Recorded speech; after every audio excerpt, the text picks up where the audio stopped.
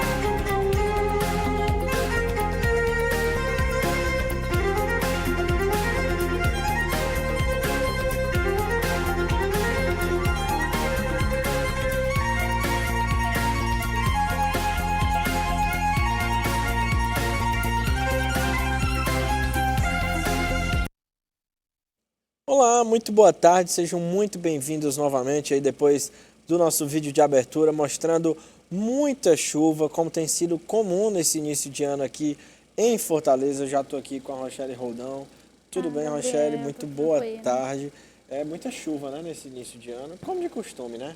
Já esperávamos, né, Gabriel? E que continue aí chovendo nos interiores também, principalmente. E com a chuva vem aquelas mesmas imagens de todo ano. Já vi aqui numa página do Instagram, lá do bairro Montese, algumas ruas alagadas, os moradores por conta própria, pegando uma vassoura, um rolo, tentando desentupir as bocas de lobo. Mas, novamente, reitero, a prefeitura pode melhorar na sua parte, da parte da coleta, da parte da limpeza? Sim. Mas os moradores também, a gente sabe, a população não colabora. Isso. A população joga lixo na rua, então tem que ser uma via de mão dupla, gente. Tem que haver sim a limpeza, tem que haver sim a coleta, mas a população tem que colaborar, porque senão cenas como essas de alagamento serão ainda mais comuns nesses primeiros meses do ano de 2023. E Rochelle, hoje comemora-se o quê, por favor? Nesta sexta-feira, dia 20 de janeiro, comemora-se o Dia do Farmacêutico. Esta data homenageia o profissional como uma forma do curso superior de farmácia, que é responsável pela promoção da saúde e bem-estar das pessoas. Comemora-se também o Dia Nacional da Parteira tradicional e o Dia Nacional do Fusca. Datas muito importantes, né? O profissional da farmácia. Sim. É muito importante nessa área da saúde. A gente fala, muita gente acha que saúde é só o médico. Não, é um trabalho conjunto. Todos têm a mesma vários importância. Profissionais. É a farmácia que está sendo celebrado hoje, o Dia da Farmácia. Nós temos o enfermeiro, o técnico de enfermagem, o médico, o fisioterapeuta também, que pouca gente fala. Então, tem que ser realmente valorizado. Hoje também comemorado o Dia do Fusca, né? Um carro aí tão tradicional aqui no nosso país. E o que mais, que agora não me recordo. A parteira. E o Dia da Parteira, outra profissão importantíssima, né? E como eu falei no bloco anterior, antes da nossa passagem, está começando o pré-carnaval aqui de Fortaleza. Mais precisamente hoje e agora você confere um pouquinho dessa programação muito bacana. Nesta sexta-feira inicia o ciclo carnavalesco 2023 em Fortaleza.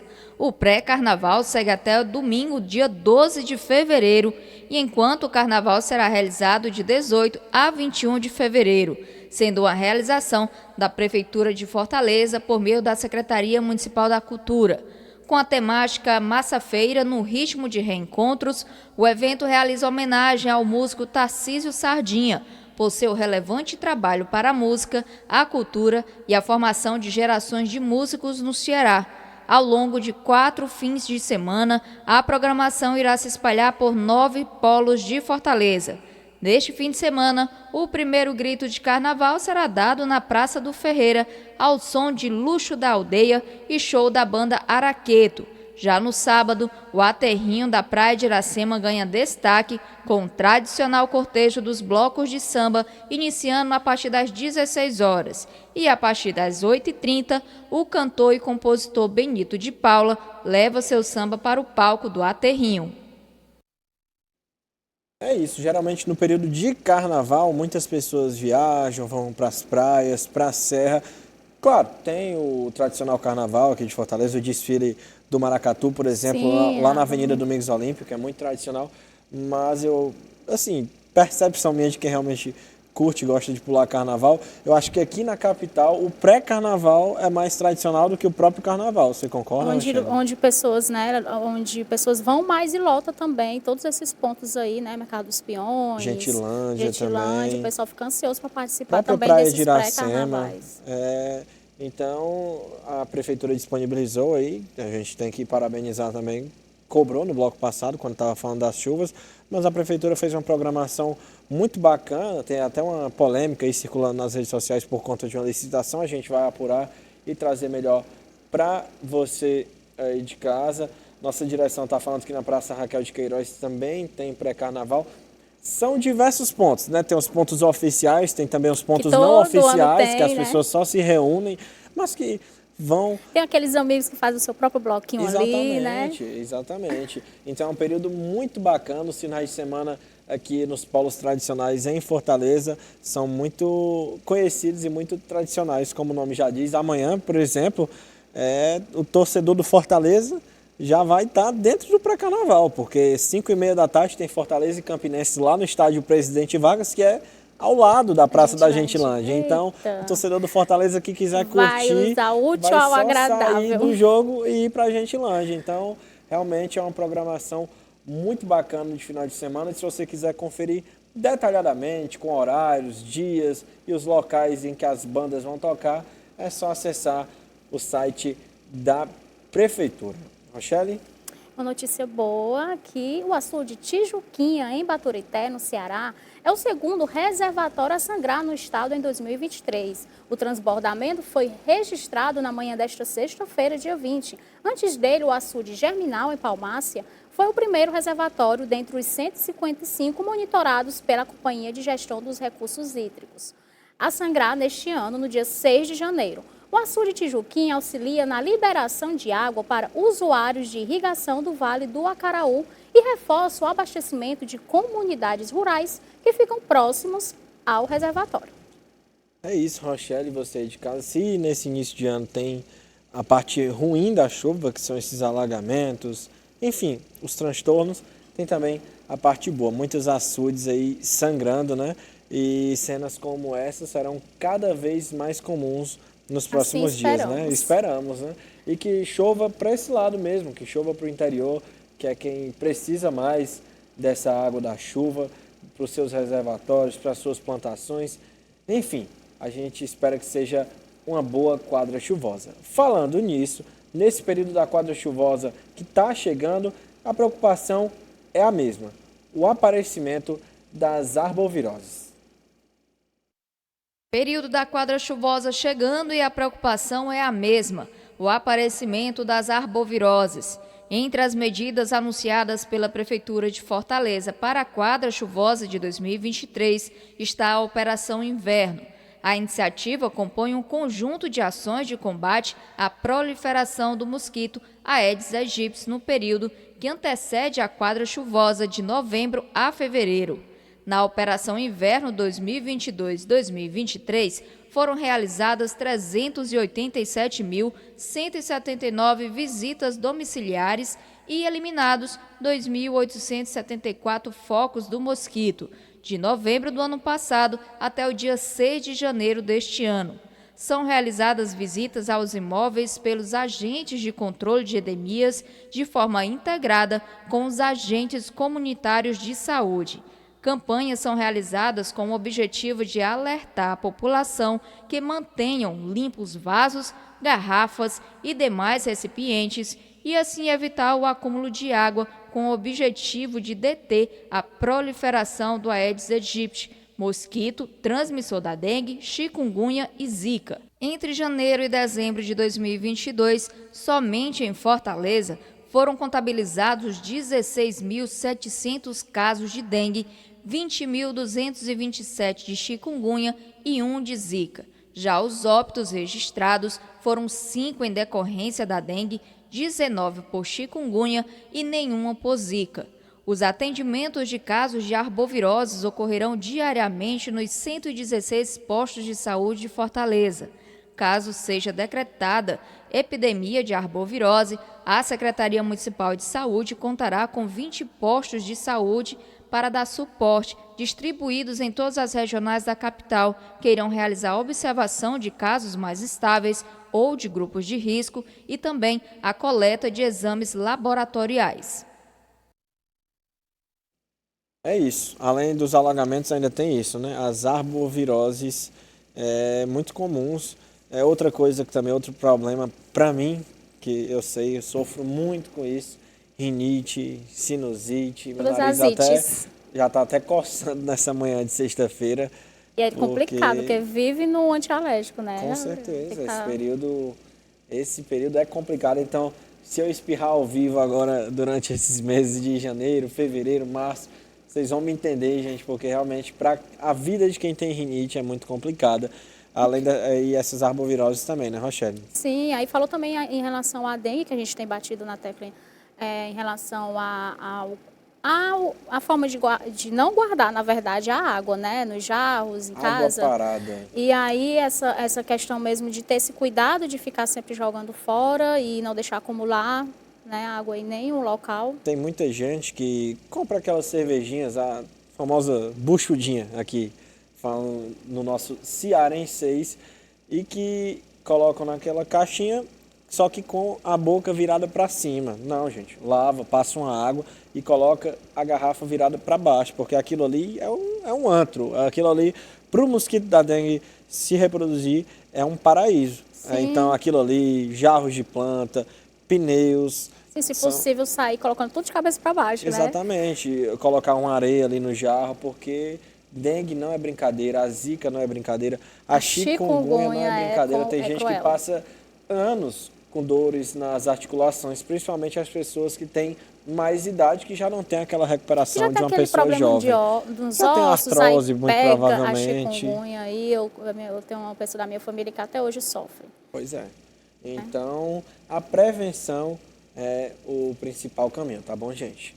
Olha, e acontece na manhã desta sexta-feira aqui em Fortaleza a Operação Policial do Fantasma 2. Ela tem o objetivo de aprofundar a investigação sobre um suposto esquema criminoso que envolve a licitação com indícios de fraude e desvios de recursos públicos federais na contratação de médicos e enfermeiros no município de Redenção, aqui no Ceará. São cumpridos 3 mandados de busca e apreensão expedidos pela 32ª Vara da Justiça Federal em Fortaleza e em Eusébio. As buscas têm como objetivo apreender documentos e mídias para esclarecer elementos já levantados na primeira fase da operação, deflagrada lá no dia 14 de outubro do ano passado.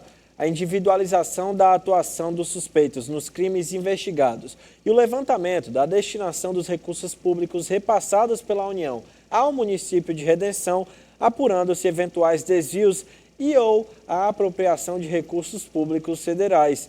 As investigações tiveram início lá em 2020, elucidando indícios de que houve contrato na ordem de mais de R$1 milhão, oriundos dos cofres da União, com a cooperativa aparentemente sem capacidade logística e operacional lá em Redenção, por meio de dispensa de licitação. Pesquisas revelaram que a empresa investigada recebeu dos cofres públicos valores de R$58 milhões, grande parte de origem federal, por meio de contratos firmados com diversas prefeituras aqui do estado. Os investigados poderão responder pelo cometimento em tese dos crimes de corrupção ativa e passiva, que são os artigos 317 e 333 do Código Penal e o artigo 1º do Decreto de Lei nº 201 de 67, com penas de até 36 anos de prisão. As investigações continuam com a análise do material apreendido. Realmente uma brincadeira, tanto com a saúde pública quanto com o dinheiro da nossa população, né, Rochelle? E por conta de todo esse rombo que teve, né, na questão da licitação aí em redenção. E vamos acompanhar como é que vai ficar. Né? E que bom que a Polícia Federal está aí investigando e está em cima, né? É isso. A Polícia Federal sempre fazendo esse trabalho de investigação muito forte. E a minha direção informou que nossa audiência enviou um vídeo. A gente estava falando de alagamento agora há pouco, lá da Avenida dos Expedicionários, uma grande avenida que passa por alguns bairros ali, principalmente na região do Montese, e a gente tem essas imagens para passar para vocês. Olha, gente, eu moro por ali perto e posso afirmar, dia de chuva, essas imagens aí são muito comuns. Um morador aí da Avenida dos Expedicionários mandou essas imagens de hoje pela manhã. Até carros grandes, como esse branco aí da frente, tem dificuldade para passar. Carros que são um pouco mais altos. Então, se nas grandes avenidas estão assim, né, Rochelle? Imagina nas pequenas ruas, como é que não fica a situação. Porque a Avenida dos Expedicionários é uma tradicional avenida aqui da capital, assim, por exemplo, como a Grande Heraclito Graça, que sempre alaga. A abolição aqui também, no início ali da Beira-Mar, também sempre alaga ali. Pois é, então a gente espera que tanto a prefeitura faça a sua parte, como a população também, e não jogue lixo na rua. E se você quer enviar, ó, tem aqui na sua telinha. Nosso WhatsApp é o 981010984. Se você quer enviar a sua denúncia, seu vídeo de alagamento, ou comentar aqui e fazer a sua participação no nosso Da Hora, tá aqui o nosso WhatsApp, mais uma vez, na sua telinha. Seguindo, Rochelle, o que é que a gente tem agora? Então, vamos falar agora, vamos ver como é que vai ficar depois que a gente começar a pagar essa taxa do lixo, né? A Comissão Conjunta de Constituição e Orçamento da Câmara Municipal de Fortaleza aprovou na última quarta-feira, dia 18, o projeto que trata das isenções da taxa do lixo em Fortaleza. A proposta, que estava em análise pelos parlamentares, segue agora para discussão em plenário. O texto base, apresentado pelo prefeito José Sarto e aprovado em 20 de dezembro, prevê inicialmente uma isenção de até 30% da população. Entretanto, após emendas no texto, o prefeito ampliou a isenção da cobrança para 70% dos imóveis. Contribuintes da capital que não estão isentos terão que pagar o valor de R$ 21,50 a R$ 133 por mês, dependendo da área do imóvel. E aí fica essa questão, Gabriel, a partir de quando começar a pagar, se vai melhorar também a questão da estrutura aí, do saneamento básico, das ruas. Porque uma coisa leva a outra, né? A coleta de lixo, que é a grande... Vai ser o grande beneficiado, no caso, com essa taxa, com essa taxa do lixo, se vai melhorar. Porque vamos esperar melhorias, tem que ser melhorada, né, a estrutura, gente, porque o trabalho que os garis e os motoristas fazem é muito importante e tem que ter um auxílio, porque realmente é um trabalho muito cansativo. Então, já que foi colocada aí de goela abaixo essa taxa, então que realmente traga melhorias. Vamos ver e acompanhar, né, Gabriel? E que seja dada a isenção para quem tem que ter essa isenção, porque nem todo mundo produz essa quantia de lixo. Se eu não me engano, são 100 litros por dia, né, que dá aproximadamente aquela sacola plástica preta comum de lixo que todo mundo deve ter em casa. E também as pessoas que estão inclusas nos projetos sociais, não é isso, Rochelle? Que estarão isentas né, da taxa do lixo. Olha, e um projeto de lei que tramita na Câmara Municipal de Fortaleza prevê a implantação do cordão de girassol como um instrumento auxiliar de orientação para identificar pessoas com deficiências ocultas. O texto é de autoria do vereador Márcio Martins e está em análise na Comissão de Constituição e Justiça. O projeto considera a pessoa com deficiência oculta aquela cuja falta ou condição neurológica não tenha sido identificada de maneira imediata. São elas o autismo, a fibromialgia, a doença de Crohn, esclerose múltipla, deficiência auditiva, de fala, entre outras. O uso do cordão poderá ser facultativo e não constitui um fator condicionante para o gozo de direitos assegurados à pessoa com deficiência. O projeto determina ainda que os estabelecimentos públicos e privados orientem os seus funcionários e colaboradores para a identificação desse público. Segundo a justificativa do projeto do vereador, essa identificação é utilizada em diversos países e estados brasileiros. Eu creio, Rochelle, que toda medida que venha para ajudar essas pessoas é válida. E eu acho bacana esse projeto. É bacana, porém tem dividido opiniões, Gabriel, porque fica tipo estereotipado, né? Tem algumas pessoas que acham realmente é bacana e já tem a outra partida aí que é em relação de ser caracterizado por isso. Mas o mais importante é que essas pessoas com deficiência e os seus familiares é saber deles, o que é que eles acham. E não a nossa opinião. A nossa opinião não vale de nada. O que vale é a opinião deles, porque são eles que serão e são afetados diariamente com preconceito, por exemplo. Isso, em relação a um deficiente visual, ele tem falado em relação a ser conhecido como o cego, né? E ele tem características, ele faz praticamente quase tudo que uma pessoa normal faz, e ele está cansado de ser estereotipado assim, né? E ele precisa estar provando que ele consegue viver normalmente como as outras pessoas, né? Mesmo então, com a nossa capital, com a acessibilidade fraquíssima do jeito que tem. Então, acho que medidas como essa, caso seja aprovada, acho que vem para beneficiar. Se for para beneficiar, é muito bem-vindo. E, Rochelle, o que é que a gente tem agora? Fortaleza faz parte do ranking das 10 cidades mais procuradas para o Carnaval de 2023. Fortaleza faz parte do ranking das 10 cidades mais procuradas para o Carnaval de 2023. A informação foi divulgada por um site de viagens.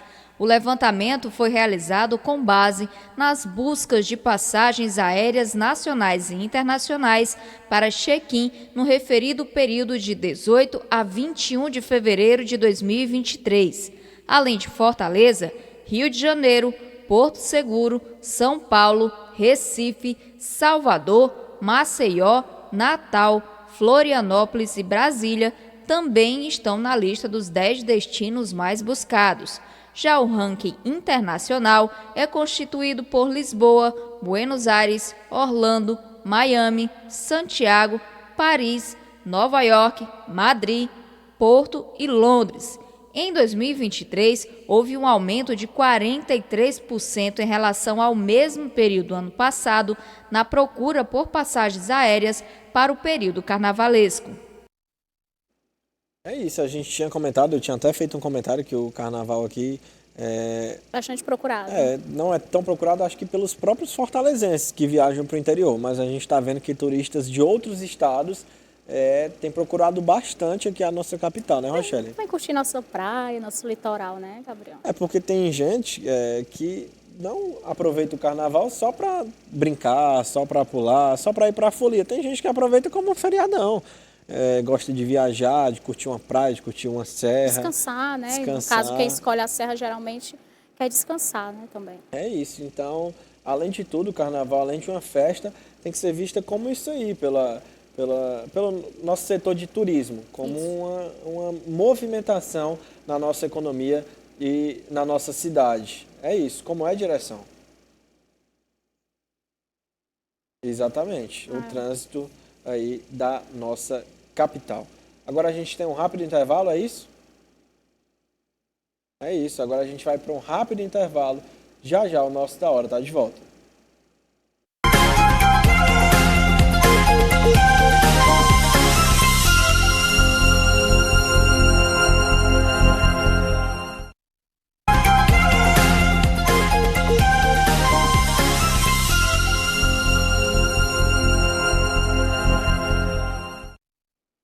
E o nosso Da Hora de sexta-feira está de volta. No primeiro bloco a gente falou sobre as chuvas que têm aparecido aqui na capital nesse início de ano. Mostramos também a Avenida dos Expedicionários lá no Montese, bastante alagada. Falamos sobre a programação do pré-carnaval, dos turistas que vêm aqui para Fortaleza no período carnavalesco.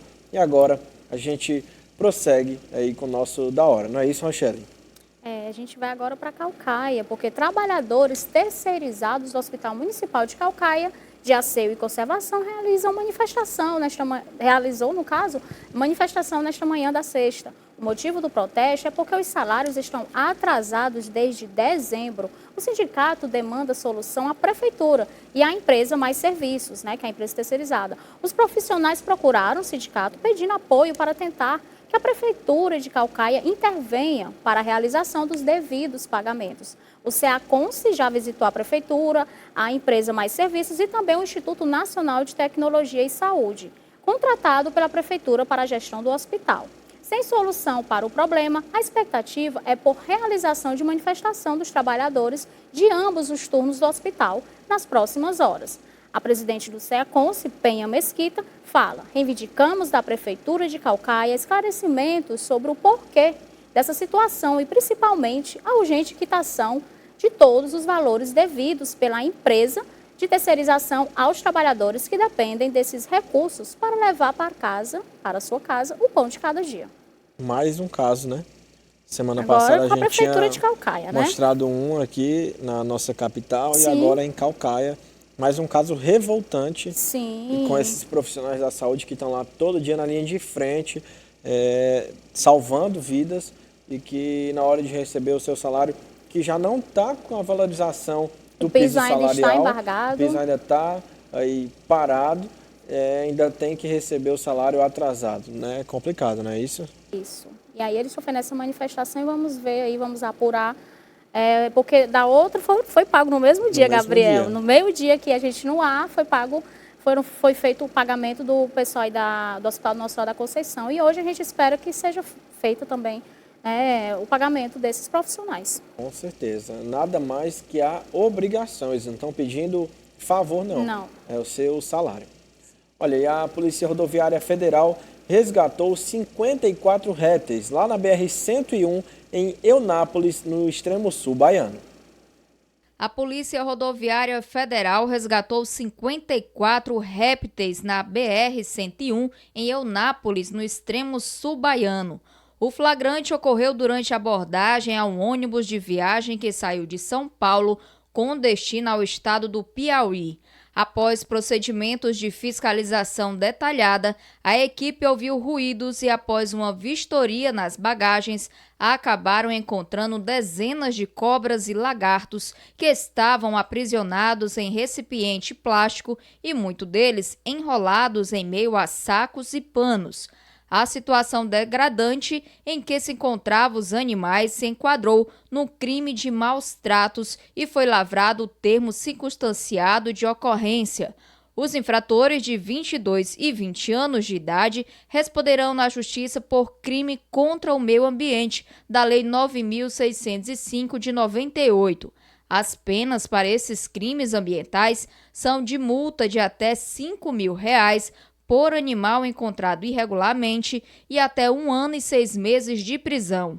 Os répteis foram encaminhados aos cuidados dos órgãos ambientais, onde serão triados, alimentados e tratados por profissionais e passarão por um processo de reabilitação para voltarem à liberdade.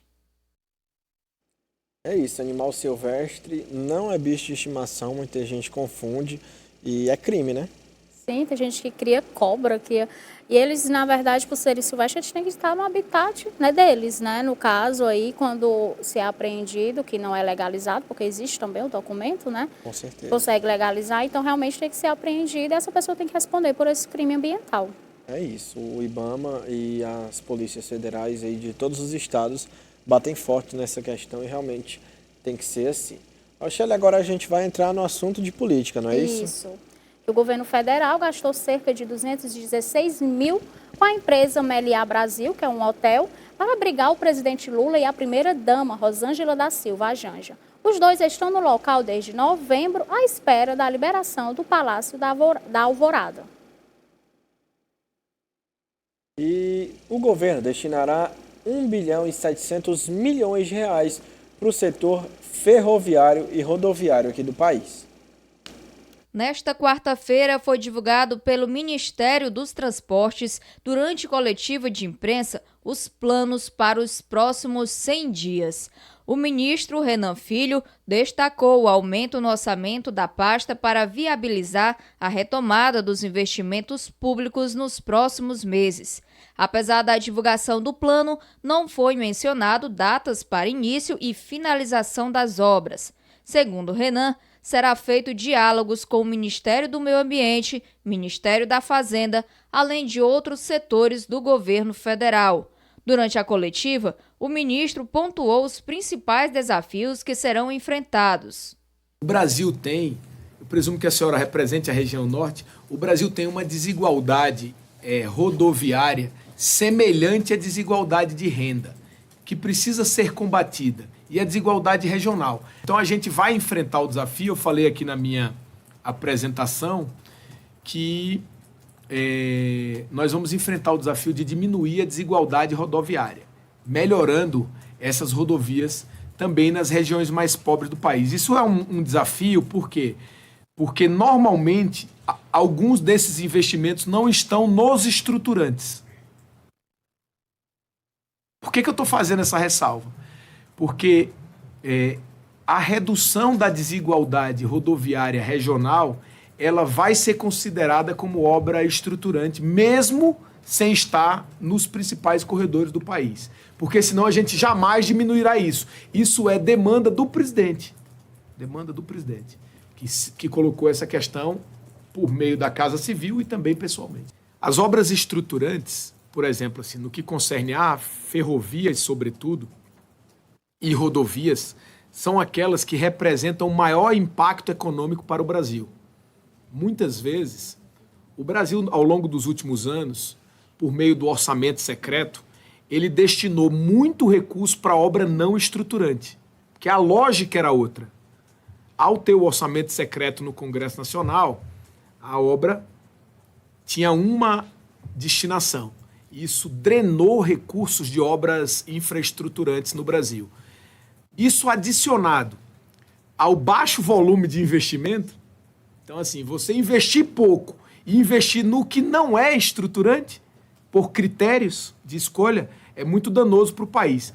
Então nós vamos buscar alterar essa lógica, voltando a obras estruturantes. Quais são as estruturantes? Essas que nós estamos falando.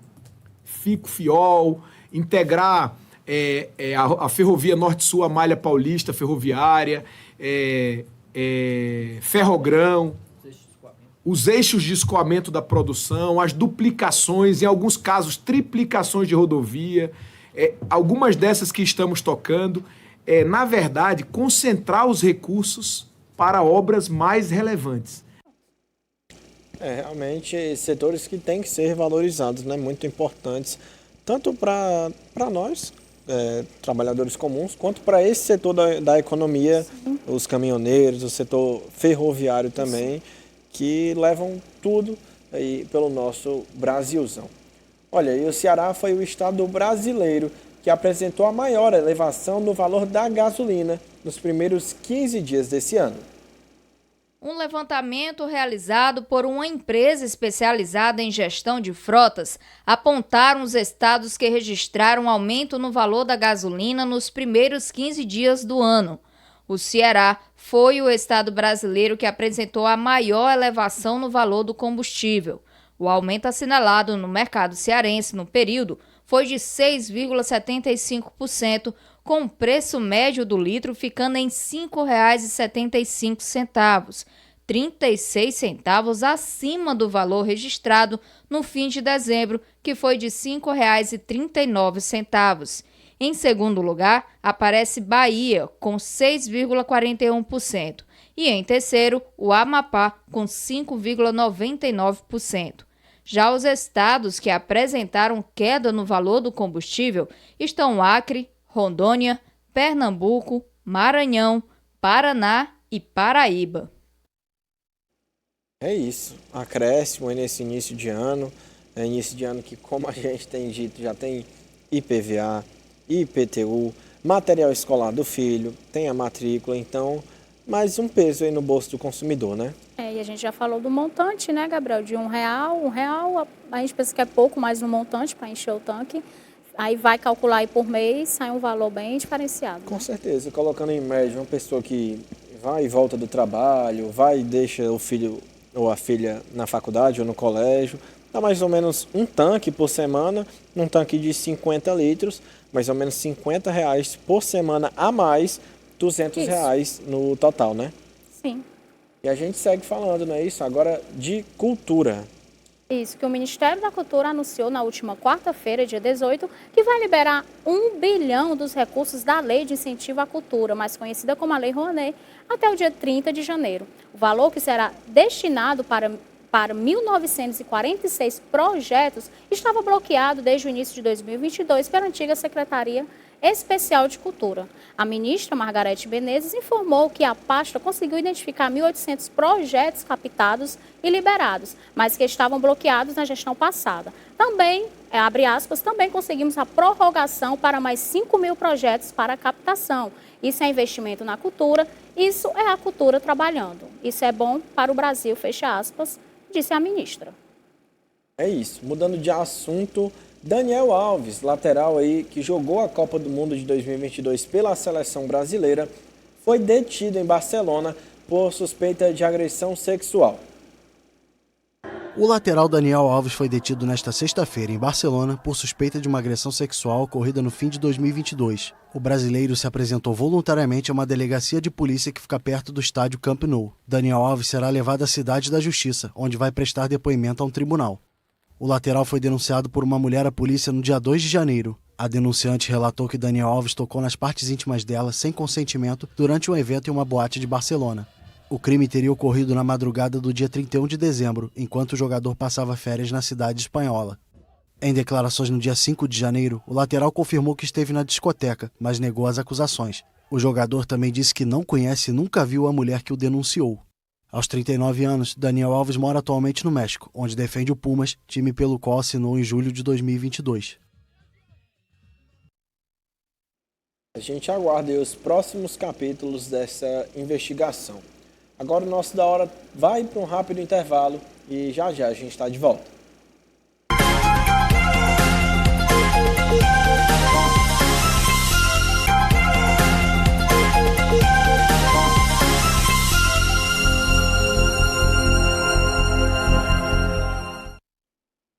Nosso Da Hora de sexta-feira está de volta, falando que o deputado André Fufuca, do PP Maranhão, protocolou uma petição para a abertura de CPI na Câmara dos Deputados. O objetivo é investigar as inconsistências de 20 bilhões de reais detectadas em lançamentos contábeis das Americanas, que podem se arrastar em 40 bilhões. O congressista divulgou um link oficial para coletar assinaturas de outros colegas da casa. Ele fala: não estamos falando de 1 milhão, mas de 20 bilhões. Talvez seja a maior fraude do mercado de ações do Brasil. Temos de dar uma resposta.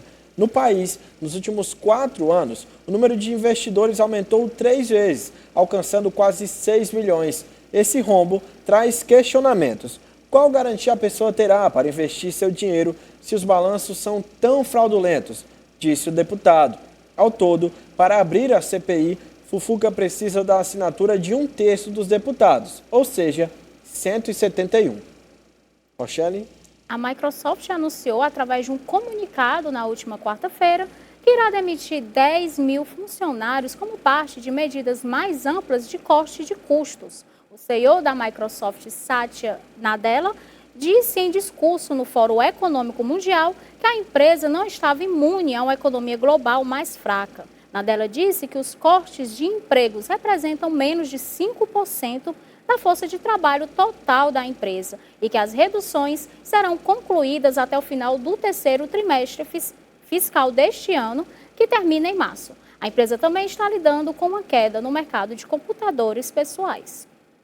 E mudando de assunto, a ministra do Meio Ambiente e Mudança do Clima, Marina Silva, errou ao falar o número de pessoas que passam fome aqui no país durante o Fórum Econômico Mundial em Davos, na Suíça. A ministra falou que, abre aspas, no meu país tem 120 milhões de pessoas que estão passando fome, fecha aspas, na última segunda-feira. Entretanto, um documento da Organização das Nações Unidas para a Alimentação e a Agricultura contradiz a fala da ministra do Meio Ambiente, segundo a qual mais da metade dos brasileiros passa fome. O Panorama da Segurança Alimentar e Nutricional de 2022 diz que o Brasil tem 4,1% da população subalimentada, equivalente a quase 9 milhões de pessoas. O relatório anual foi divulgado na última quarta-feira. Conforme o estudo, a Venezuela é a que mais tem pessoas passando fome aqui na América do Sul.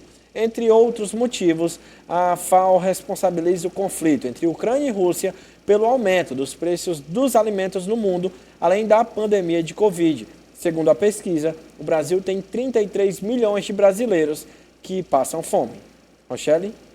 A lei orçamentária para 2023 foi sancionada pelo presidente Luiz Inácio Lula da Silva com vetos, entre eles o que destinava mais de 4 bilhões ao Fundo Nacional de Desenvolvimento Científico e Tecnológico para o fomento à pesquisa, contratos com organizações sociais e obras. Segundo a justificativa da Presidência da República, os recursos tiveram que ser vetados por descumprimento da proporção entre operações reembolsáveis e não reembolsáveis, previsto na lei que regulamenta o fundo. Lula também vetou o provimento de 417 cargos em universidades federais, bem como a criação de 1.829 cargos nas universidades, por impactar significativamente o planejamento e a gestão do quadro de pessoal permanente do Executivo.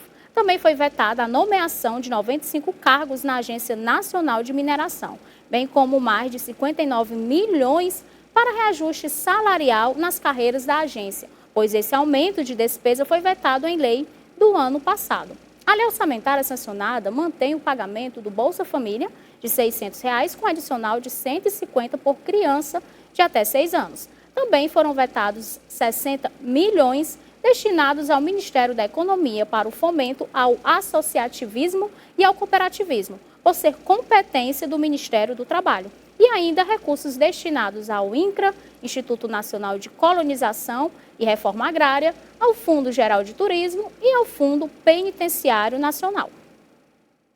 E a aluna de Medicina da Universidade de São Paulo, Alicia Dub Miller Veiga, de 25 anos, que é investigada por ter desviado R$ 920 mil do fundo de formatura da sua turma na faculdade, prestou depoimento ontem.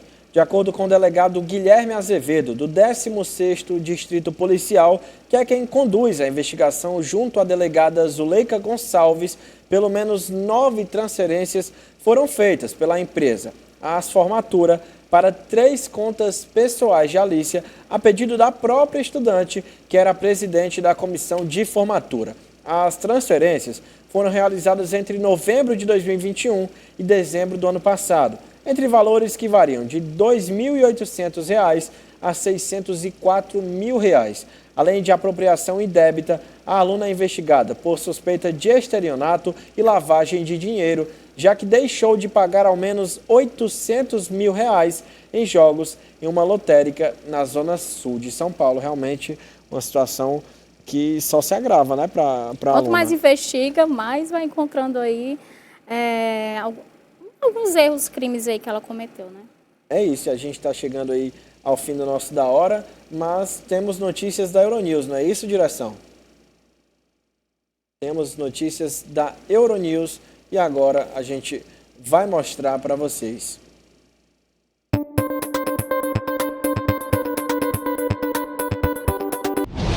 O presidente da Ucrânia, Volodymyr Zelensky, pediu nesta quarta-feira aos aliados internacionais e aos líderes políticos reunidos no Fórum Econômico Mundial rapidez na tomada de decisões sobre ajuda para seu país. A tirania avança mais rápido que as democracias, disse ele em discurso gravado em vídeo para o Fórum, que acontece esta semana na Suíça. O presidente ucraniano também lembrou que as tragédias estão superando a vida e que por essa razão os aliados não devem hesitar. Zelensky ressaltou ainda que o tempo que o mundo usa para pensar é usado por um Estado terrorista para matar.